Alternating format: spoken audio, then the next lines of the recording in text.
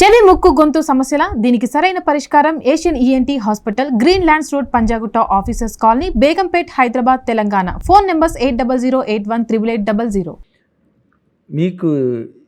మీరు ఏ మార్జిన్లో ఇప్పుడు మిగిలిన మార్జిన్లో రవితేజ గారిని మీరు ఈ క్యారెక్టర్కి గెయిన్ చేసుకున్నారు అని అడిగితే ఏం చెప్తారు సార్?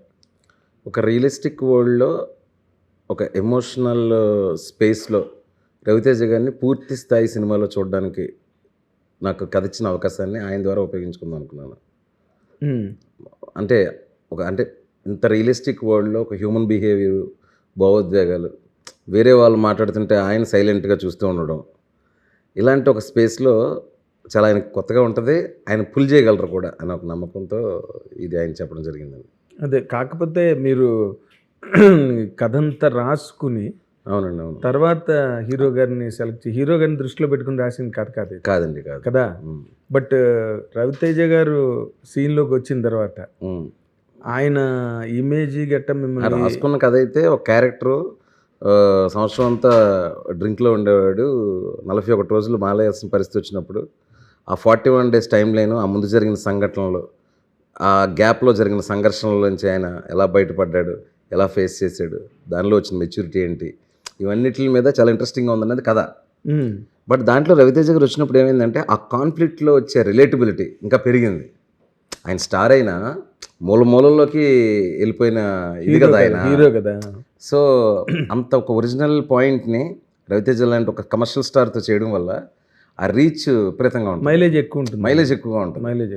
పైగా ఏంటంటే అతనిలో ఉండే ఈజ్, అతని బాడీ లాంగ్వేజ్లో ఉండే ఈజ్, ఆ ఇన్నోసెన్స్ని, ఆ అగ్రెషన్ని ఒక బ్యాలెన్స్లో కరెక్ట్గా పోర్ట్రేట్ చేస్తుంది, ఎక్కడ ఫోర్స్ ఉండదు.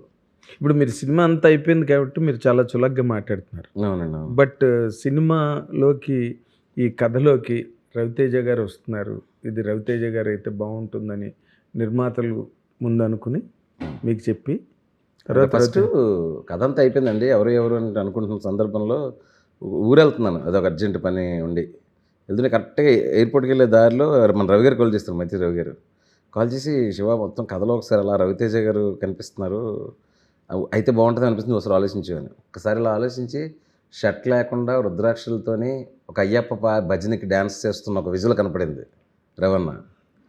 అది దిరిపోద్ది కదా అసలు అని చెప్పేసి వచ్చి ఇమీడియట్గా కచ్చేయకుండా 2 రోజులు ఆయన ఊహించుకుంటూ వెళ్ళా, ఈ సీన్లో ఎలా ఉంటాడు, ఈ సీన్లో ఎలా ఉంటాడు అంటే అలా ఆర్గానిక్గా అలా ఎనర్జీ పెరిగిపోయింది అలా ఇమాజినేషన్లోనే. అంటే ఆర్గానిక్గా ఎనర్జీ పెరగడం వేరండి, మనం స్టార్ వచ్చాడని చెప్పేసి ఎనర్జీని పెంచడం కోసం ఫైట్లు అవి పెట్టడం వేరు. నేను రెండో చేయలే.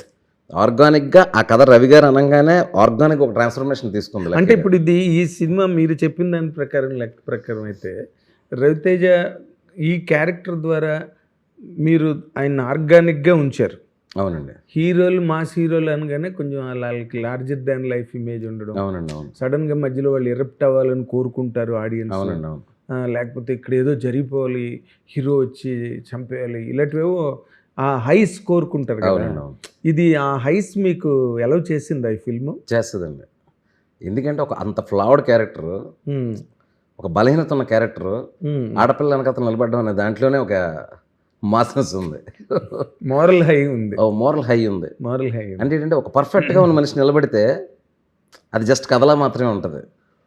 తనే ఒక బలహీనత ఉన్నప్పుడు తను ఒక కాజ్ కోసం నిలబడడంలో ఒక ఎక్స్ట్రాడినరీ కాన్ఫ్లిక్ట్ ఉంది, తనతో తనకే ఒక యుద్ధం ఉంది, అది మనుషుల సంఘర్షణకు గురి చేస్తుంది సినిమాలో.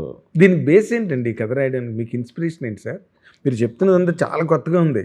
ఇది not only for Ravi Teja, for any mass hero it's a new paradigm. దీనికి ఏమైనా ఇన్స్పిరేషన్ ఉందా మీకు ఈ కథ రాయడానికి? ఇలా నాకు కాంప్లెక్సిటీ అంటే ఎలా చెప్పాలంటే, ఒక మిడిల్ క్లాస్ మెంటాలిటీస్, మామూలు మనుషుల మధ్యలో సంఘర్షణ ఇష్టపడతానండి బాగా. అవును, ఎందుకంటే థియేటర్కి ఎక్కువ వాచ్ చేసి సినిమాలో చూడకుండా జీవితంలో చూసేది వాళ్ళే. మంచి మాట, పూర్తి ఇన్వాల్వ్మెంట్తో. Well set. ఇప్పుడు ఏంటంటే, ఎందుకంటే ఒక డబ్బున్న మనిషికి చాలా ఎంటర్టైన్మెంట్స్ ఉంటాయి. ఒక సాధారణ మనిషికి సినిమా చూస్తే వాడు ఎంతో ప్రేమించి ఈ 2.5 గంటలు చిన్న పిల్లోడు అయిపోతాడు, వాడు లోపలికి వచ్చి 10 రోజులు ఆ సినిమాలోనే ఉంటాడు. అంటే అంత నిజాయితీగా ఎవరో చూడలేరు సినిమాని. కరెక్ట్. సో అంతే నిజాయితీ మనం క్యారెక్టర్లో కూడా బిల్డ్ చేసినప్పుడు, ఒక స్టార్ హీరోలు అది కూడా బిల్డ్ చేసినప్పుడు ఎంత బాగా కనెక్ట్ అవుతాడు. చాలా రిలేటబుల్ అయిపోతాడు. అతను ఏడుస్తాడు, అతను నవ్వుతాడు, అతనికి ఇలా జరిగి ఉండకూడదు అనుకోవచ్చు, ఇలా జరిగితే బాగుంది అనుకునొచ్చు. ఫైనల్గా మనిషి సంతోషంతో ఉన్నప్పుడు వీడు కూడా సంతోషపడతాడు. ఆ రిలేటబిలిటీ తీసుకురావడానికి ట్రై చేస్తాను, ప్రతి సినిమాలో ట్రై చేస్తాను. ఇందులో రవీణ రావడం వల్ల ఏమైపోయిందంటే అది ఆ రిలేటబిలిటీ ఇంకా స్ట్రాంగ్గా తయారైందనమాట. అంటే ఎవరికైనా వచ్చే అకాడమిక్ డౌట్ అండి, అదేంటంటే